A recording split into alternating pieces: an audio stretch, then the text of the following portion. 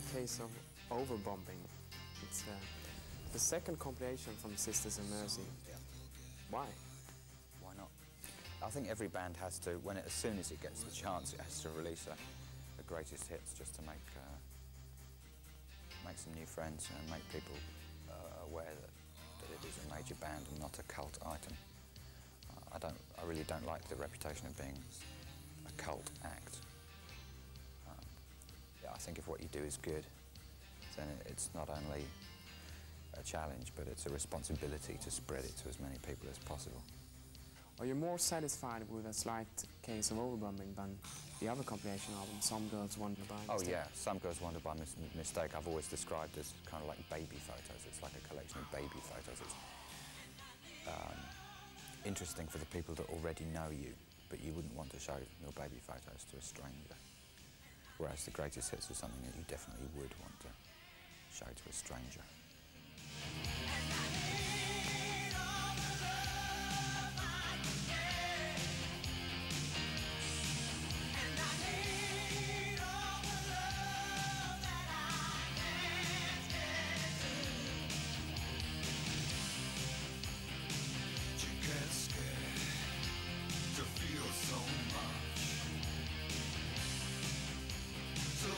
Somebody touch you.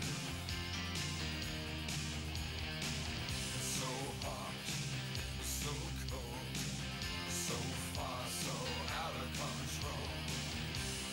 Hard to come by, and harder to hold. Is it really your favorite songs, the one you have compiled from your album? No, I do tend to prefer the more... I tend to prefer the less bombastic songs. But I'm smart enough to know that the record company can't sell those as singles, which is one of the reasons the record's called A Slight Case of Overbombing. It does tend to represent the more bombastic side of the band, I think. And so some of my favourite songs are more indirectly powerful. You know, we've written a lot of songs, or I've written a lot of songs which I thought could be hits in the same way that REM have hits, but I can't get my record company, particularly in Britain, I can't get them to understand that I am Michael Stipe and not Ozzy Osbourne.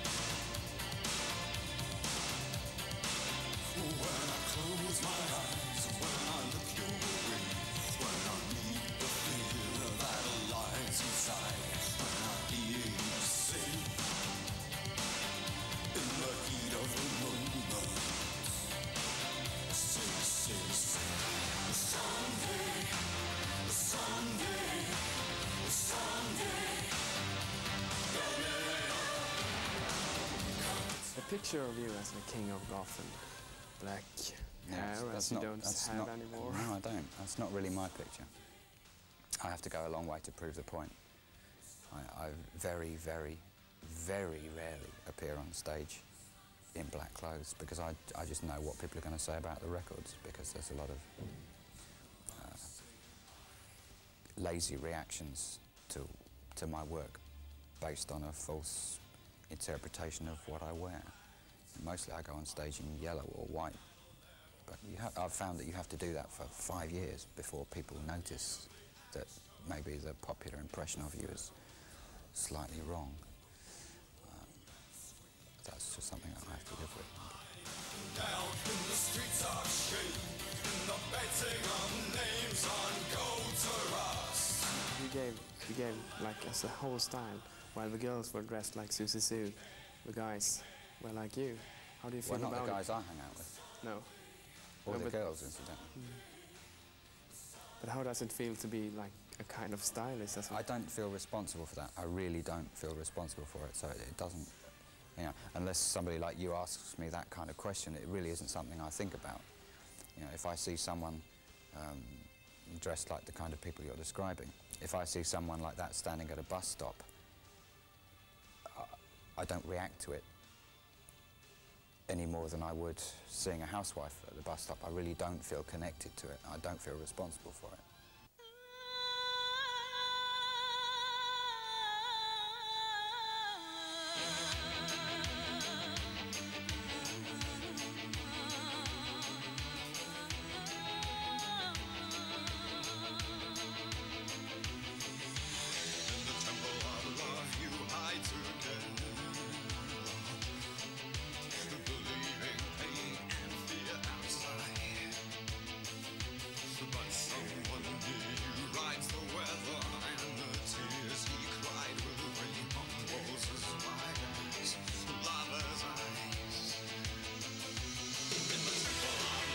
Quite a few times, for example on Fluidland, you have been dealing with political things, with Mother Russia.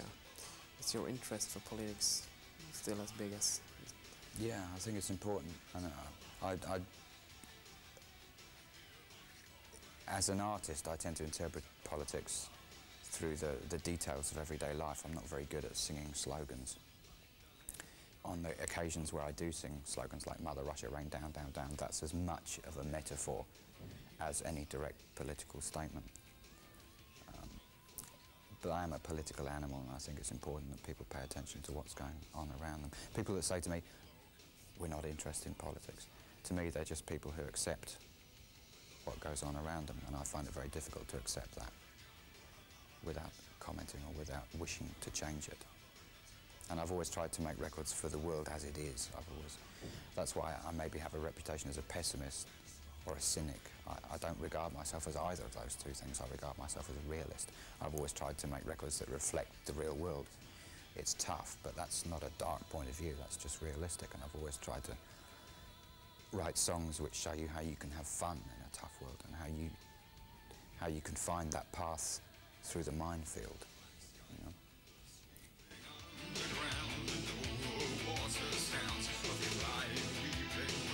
Maybe I understand things wrong, but I can still, you're dealing with important subjects, but at the same time there is humor in your songs as well. There's things that you can laugh. I think it's an important weapon, humour. And I think it is important to laugh. It's important to, it's a 20th century aesthetic. I think everybody has an appreciation of the absurd, but that appreciation is particularly well developed in English people. We have a lot of ways of expressing that which aren't common to other local cultures. You know, most of our television humour involves extreme violence, and we find that very funny.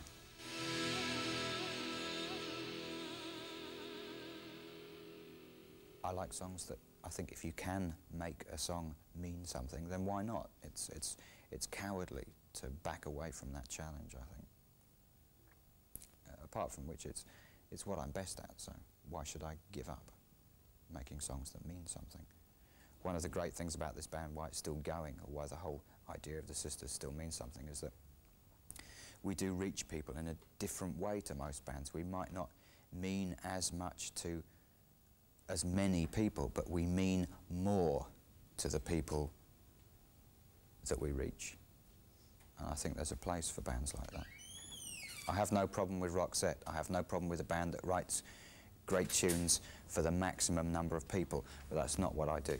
What I do is I write songs that mean more, and I accept the fact that I reach less people. I try, especially with records like A Slight Case of Overbombing, I try and reach more people. But ultimately, if I have to choose between reaching more people or reaching a few people deeper, I will choose to reach a few people deeper every time.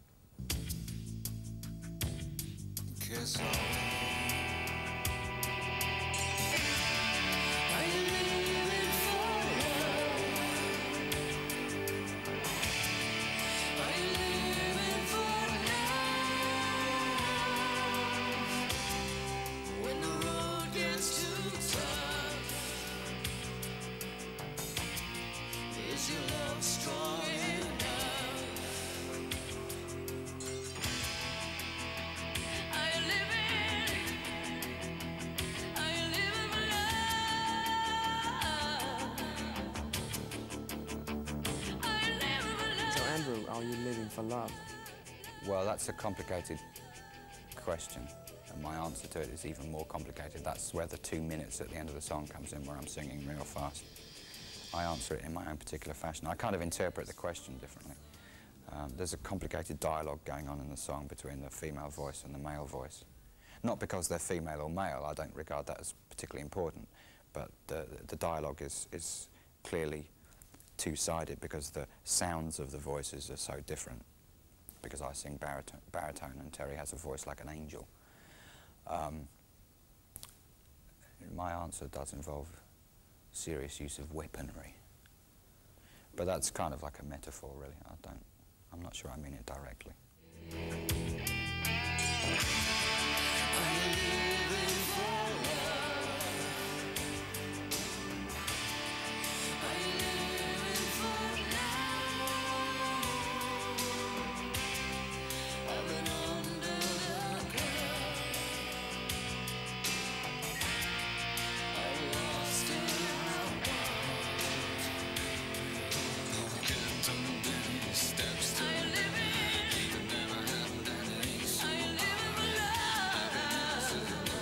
I'm very pleased with it on the album.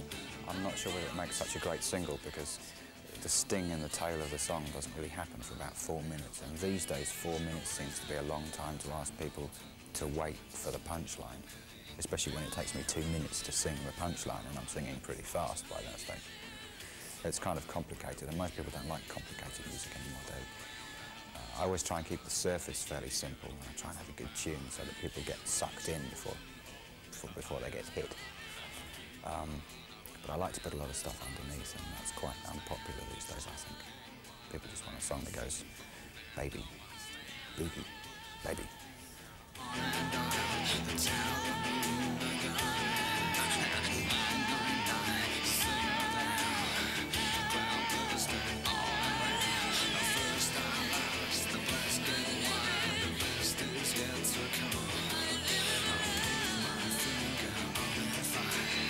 You've been working with Terry Nunn from the group Berlin.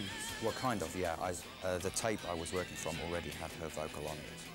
So, although I met her once in the mid-80s, I didn't meet her to make the record. I just fucked around with the tape that her vocal was already on. But that was one of the reasons for my wanting to cover, if you want, that song, to work with that song and change it around, because I thought her vocal on it was great. So I used the original demo because I don't see the point in re-recording something if it's already so great to start with.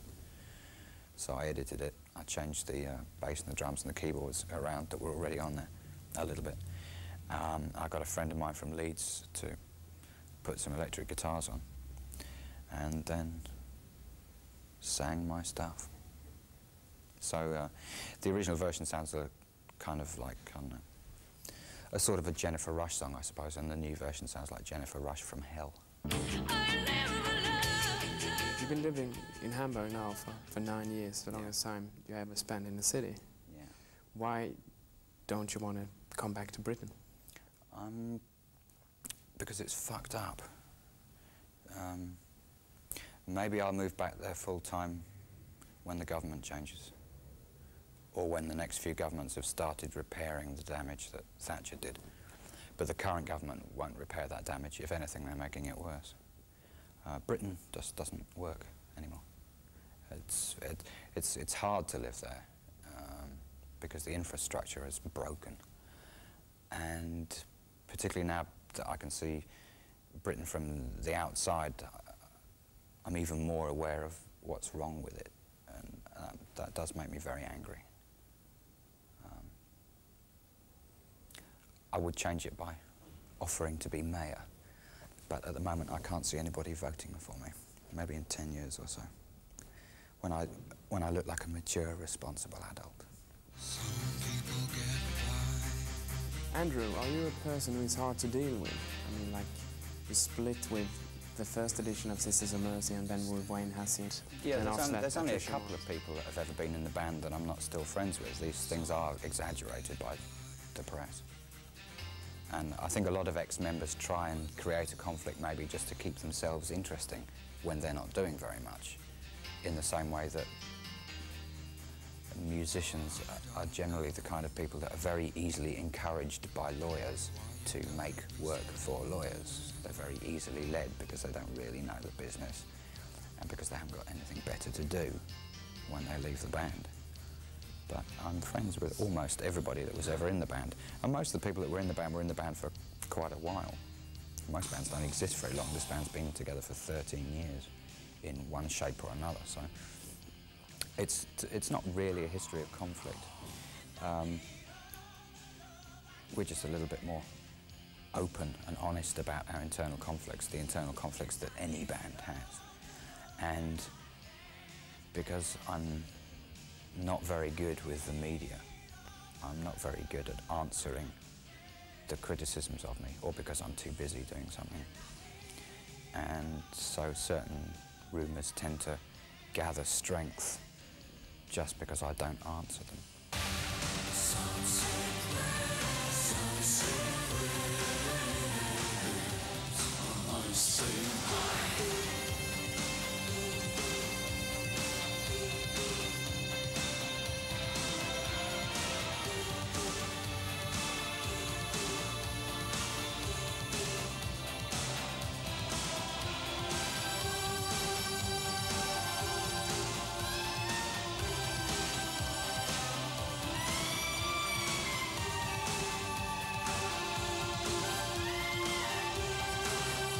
Looking back on the split, was the reason really still that the words Wayne wrote for the lyrics of his was thing that you couldn't? Yeah, I tried to sing them. There are a few bootlegs in existence of me trying to sing Wayne's words.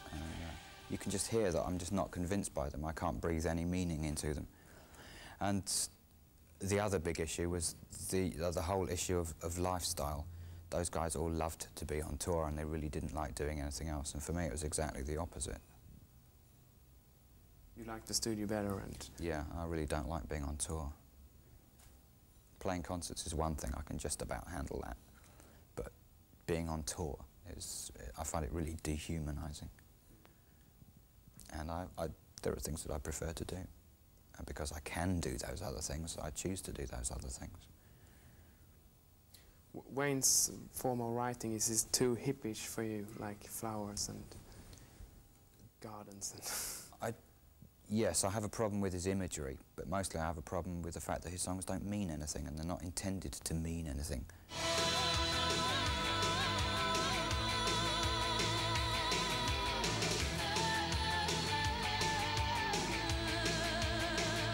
You think you will still keep on going, work on your own, because as I can see, you're fascinated with the modern technique and making music? Or yeah, I love writing songs and I love making records, and as long as the peripheral activities don't get too boring or too frustrating, then I shall keep doing that. Yeah. When I next get the chance, I'm going to go home, think about some new songs. I'm going to start doing that on my own. If I write the kind of songs that sound like I need help from outside, then I'll work with other people. Otherwise, I'll keep working on my own for the next album. I don't really know until the songs for the next record take shape what kind of people I'm going to have to work with, if any. For someone you want to work with? Not particularly, no. Not for a whole album. I mean, there are certain people I'd like to work with for maybe one single. There are producers that I would like to work with, that I would like to try working with. And there are singers that I'd quite like to make one song with. But as far as the band goes, I think I want to see what I want to see what the songs ask for before I make those kind of decisions.